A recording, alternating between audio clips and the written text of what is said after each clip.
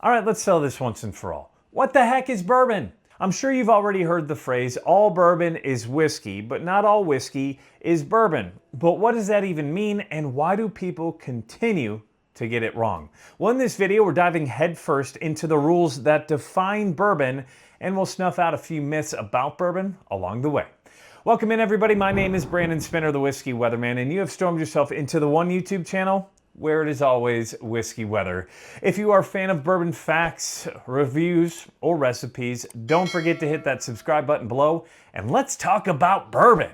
On May 4th of 1964, a congressional resolution declared bourbon as America's native spirit. As a result, no other place in the world can produce whiskey and label it as bourbon. So making bourbon is truly American. Now, in order for a whiskey to be called a bourbon, it must meet some strict criteria. So let's break down what those rules are, and let's use the ABCs to do it. That first rule, letter A, America. As I just mentioned, no other place in the world can produce a whiskey and call it a bourbon except right here in America. It is strictly an American spirit. So that dispels myth number one, which is that bourbon can only be made in Kentucky. I've heard that argument a lot, I've seen it on social media a lot, and it is completely false. Bourbon can be made anywhere in America or American territories as well, which would include Puerto Rico, Guam, or the US Virgin Islands. It just so happens that 90 to 95% of the bourbon that is made comes from the state of Kentucky. But don't sleep on bourbon that comes from other states. There's some really good whiskey being made in each and every state across America. In fact, this one comes from Colorado, and it finished in the top 20 for my best bourbons and whiskeys of 2024. So did this one, and this one comes from South Carolina.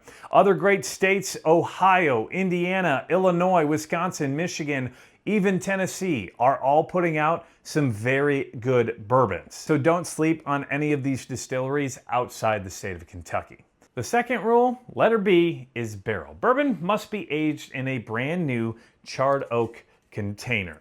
Technically, it doesn't have to be a barrel. It can be any charred oak receptacle, but most distilleries choose barrels because they're easier to move and it's less of a mess. That also dispels myth number two, that it must be a charred New American oak barrel, which I've seen a lot of comments on social media and in even several publications in books.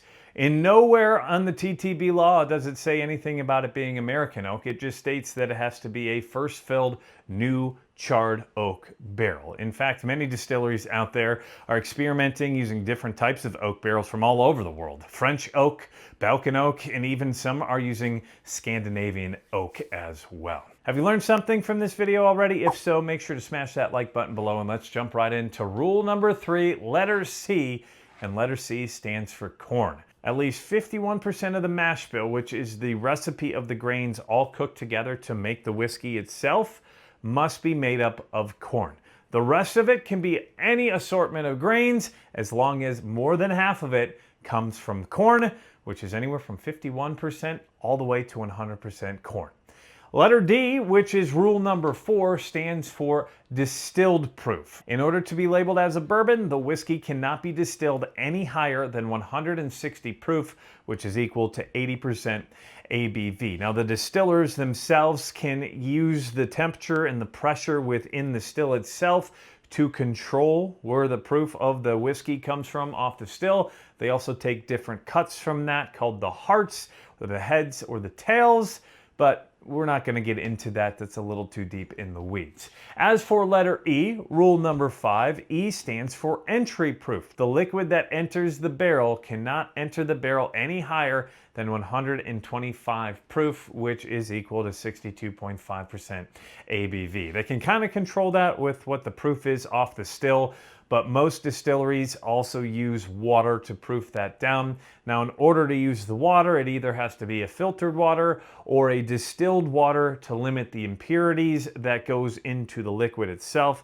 which could affect the flavor and the clarity as it ages within the barrel. Rule letter F is fill proof. And just like D and E B, the two previous categories. This deals with the proof of the liquid. However, this is a little different because this is not only a minimum, but this is dealing with the final product itself. That final product cannot be bottled at any lower than 80 proof, which is 40% ABV. It can be much, much higher. In fact, it can go as high as the 150s, the 160s. There's no maximum of what the proof can be, but anything over 140 proof is considered a hazmat bourbon or a hazmat whiskey. And finally, we move on to G, which stands for genuine. There cannot be any added flavoring or colors to the whiskey in order for it to be called a bourbon. Now, some may argue that finishing a whiskey in a secondary barrel kind of voids this from being an actual bourbon, especially when it comes to maple or honey, even some wine casks as well. In that case, you may see it labeled a little bit differently. It may say straight bourbon whiskey, aged in a honey barrel or aged in a maple barrel, but that's kind of a gray area when it comes to bourbon and whiskey. Real quick, before we wrap up this video, let's talk about something we have all dealt with before. Hangovers. If you're a fan of bourbon, I'm going to venture a guess you've woken up with a rough morning or two. I know I've had a lot more than I care to admit. Until recently, because of these lifesavers right here. I present you Hang Light Gummies. They're packed with stuff like DHM and milk thistle, which help your body bounce back quicker after a night full of drinking to give yourself better mornings and days after. These are all natural ingredients, no chemicals, that support liver health as well as limit that brain fog the next day. Not gonna lie, ever since I have gotten these, I have not woken up once with a hangover, no headaches, no grogginess, just a little bit of tired because I didn't get to bed at the right time. If you did want to give these a try, there is a 10% off code in the link in the description below. Just use code Brandon10. That'll get you that 10% off. Now let's get back to talking about bourbon. There are a couple of additional rules that must be met to reach certain criteria when it comes to bourbon, especially the age. And that takes us to myth number 3, which is that it must be aged for at least 2 years in order to be called a bourbon. In fact, it doesn't have to be aged any longer than 1 second. As long as that new make or that white dog hits that new charred oak container, or in this case, the inside of the barrel, it is officially called a bourbon. It just really wouldn't taste any good if it was in there for 1 or 2 seconds. That's why you usually see longer aged whiskey. But if you want it to be called a straight bourbon whiskey, it must be aged for at least 2 years, and if it is younger than 4 years old, that must be included on the bottle itself, just like this bottle from 10th Mountain Whiskey right there says it is 1 year old.